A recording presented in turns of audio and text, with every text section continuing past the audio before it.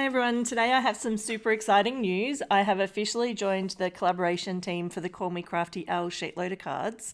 This template is for July 2022 and creates a yield of 12 cards. The instruction sheet has the type of paper that you need, how to cut it all up, and how to compile the cards per the original layout. I generally do cards with a bit of a twist, so mine are a little bit different to the layout itself. And today you can see I'm using bright yellow and orange backing panels, and I'm using this Pink and Main Garden paper pad. Keep in mind the paper pad at time of recording is currently on clearance at scrapbook.com, so I'll put some links below if this pattern paper is something that is of interest to you. The first step is sorting through all of the paper and trying to make a decision about which side I'm going to use. Because the layout requires two triangles of matching paper, I decided I'd keep this really simple, and I've left all of the paper sheets in bundles of two, which means I'm only using one side. I'm not going to mix it up and use every side of the paper pad. And I do have videos on my channel where I do that, where I use every single piece of pattern paper and design, but for this one I kept it super simple. I also made the decision really early that I'm going to use the entire 6x6 paper pad to create cards. The key element in the design uses a 3x3 square of pattern paper cut into two triangles, which means when you're dealing with 6x6 paper, you can get a bunch of cards out of one sheet. It's worth noting that in the card design, you use a 5¼ by 4 inch pattern paper as the backing panel. I chose to use plain paper from my stash so that I can conserve my beautiful pattern paper. For the first set here, I've got my trimmer and I'm cutting down the paper into those 3-inch squares.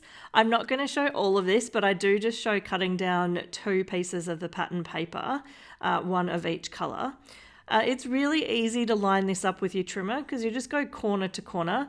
I'm going very slowly and deliberately here because I feel like if I make a mistake or my cuts are a little bit wonky, then it's going to really show up on the card design. So I'm double checking that things are lined up perfectly, and then I am just using my tonic trimmer to chop everything up. I really love the design of this pattern paper pad. It caught my eye when I was doing a bit of a look through clearance, and it's the bright colors, I think, that caught my attention. But when I was sorting out which side of the pattern paper I was going to use, I was absolutely struggling to pick my favorite side for plenty of the pieces of paper. And I also found, it was called garden, so that implies that there's going to be lots of foliage and flowers. However, that was not the case. There are a couple of designs that I've picked that do have some leaves and some sprigs and things, but other than that, there's really bright colors with, you can see here, the big dots and the little dots. Okay, I'm now running through and I am attaching some of the pattern paper triangles to the little squares. The white squares are 3 3/8 square. So I chopped up a whole load of these in advance, just using really cheap white cardstock. You'll most of the time see me mat things with white. I like to do that because it's very inexpensive, and I have a stash of it where, if there's leftovers cut down, it works perfectly for some of these card sketch projects. I'm kind of curious, do you have favorite brands that you purchase regularly, or do you look at the paper pad designs and then pick whatever's a favorite? If you do have a favorite brand, I'd love for you to put a comment down below. I decided to keep the cards super simple, so I'm putting the backing layer on here, then my pattern paper piece, and then you can see I already have some card sentiments already stamped out and then cut. This means that I get the opportunity to match up the different sentiment to the pattern paper that I think it suits the best. I often sit down with sentiments and I will stamp out loads of them, like 50 or 60 of them at a time, so that when I'm doing some of these bigger projects, I don't have to do them as part of the project itself. I can just grab them from my stash and figure out what works. I will then do a project where I use a ton of leftovers and make up a hodgepodge of cards that are not the same.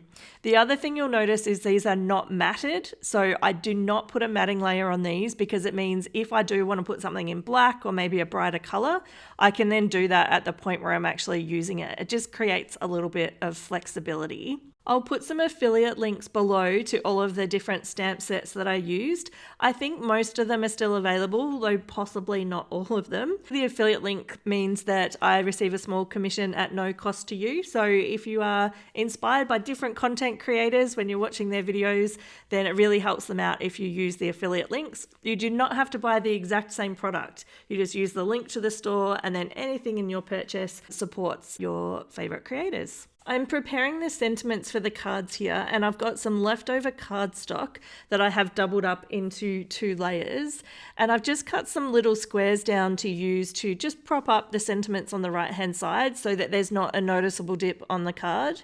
You could use foam tape or something similar. I just choose to use card scraps because I have plenty of them, and then all of the cards are completely recyclable.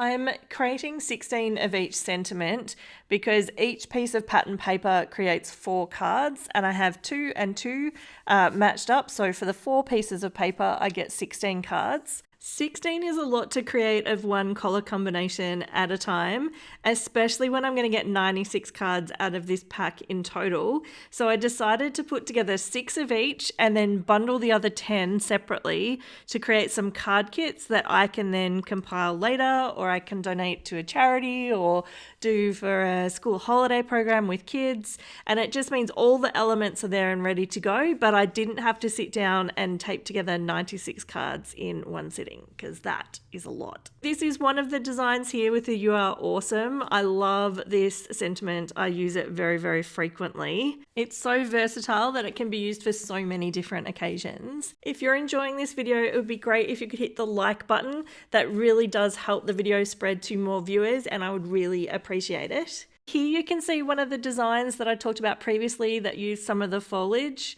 I decided to use a craft background for this because neither the yellow or the orange really matched well with kind of the khaki or olive green color. So I just went rogue and picked something else from my stash that I thought would be a better match. I'm just running through here exactly the same process. This template is so simple and so good for smashing through your stash.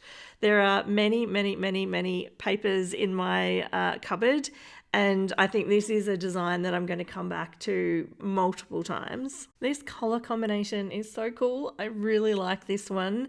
It does look quite different to the others, especially with the craft background, but it really is one of my favorites.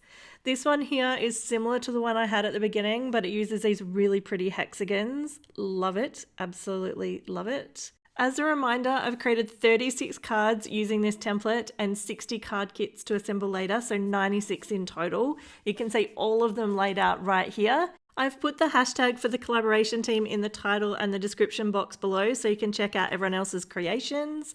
I've also put a video link here to something you might enjoy. Have a great day.